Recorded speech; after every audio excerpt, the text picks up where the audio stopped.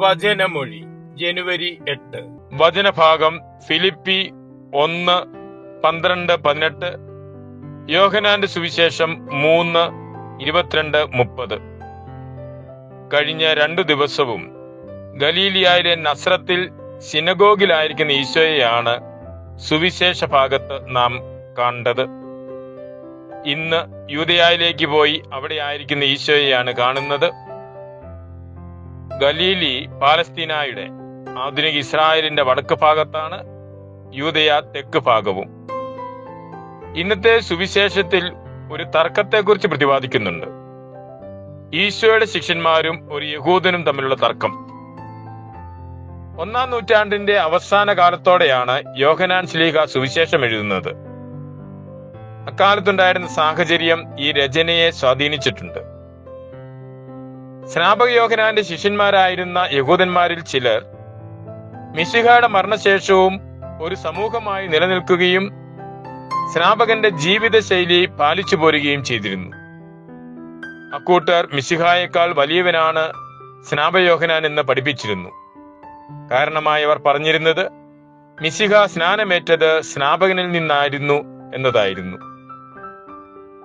ഈ പശ്ചാത്തലത്തിൽ ഇന്നത്തെ സുവിശേഷ ഭാഗത്തിലൂടെ മിശിഹായുടെ മഹത്വവും സ്നാപകന്റെ സ്ഥാനവും പഠിപ്പിക്കുകയാണ് യോഹന്നാൻ സുവിശേഷകൻ ചെയ്യുന്നത്.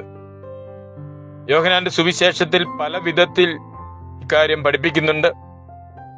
ഈശോയുടെ ആദ്യ ശിഷ്യന്മാർ തന്നെ സ്നാപകന്റെ കൂടെ നിന്ന് മിശിഹായെ അനുഗമിക്കുന്ന കാര്യം പറയുന്നതും,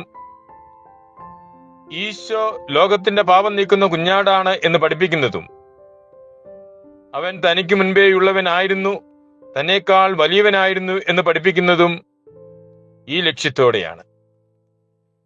ഇന്നത്തെ സുവിശേഷ ഭാഗത്ത് വളരെ വ്യക്തമായി സ്നാപകൻ പറയുന്നതായി യോഹന്നാൻ ശ്ലീഹ പഠിപ്പിക്കുന്നു.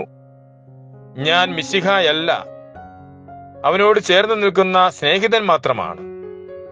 യഥാർത്ഥ മണവാളൻ അവൻ തന്നെയാണ്.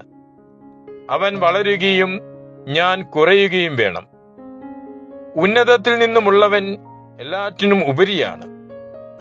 സ്നാപക യോഹന്നാന്റെ പ്രവൃത്തിയും സംസാരവും തന്റെ മഹത്വത്തിനു വേണ്ടിയായിരുന്നില്ല, മിശിഹായ്ക്ക് സാക്ഷ്യം നൽകുന്നതിനു വേണ്ടിയായിരുന്നു.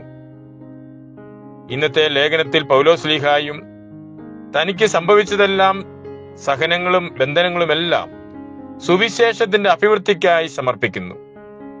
തന്റെ സഹനത്തിലൂടെ സഹോദരർക്ക് കർത്താവിൽ ആത്മധൈര്യവും ഭയം കൂടാതെ കൂടുതൽ തന്റെ ഇടത്തോടെ വചനം പ്രഘോഷിക്കുവാനുള്ള സന്നദ്ധതയും കൈവന്നുവെന്ന് ശ്ലീഹ പറയുന്നു.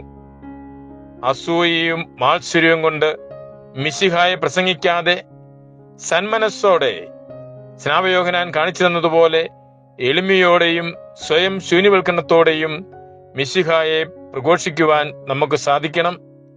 അതിനായുള്ള കൃപ പ്രാർത്ഥിക്കാം. മിശിഹ നമ്മെ അനുഗ്രഹിക്കട്ടെ. ആമേൻ.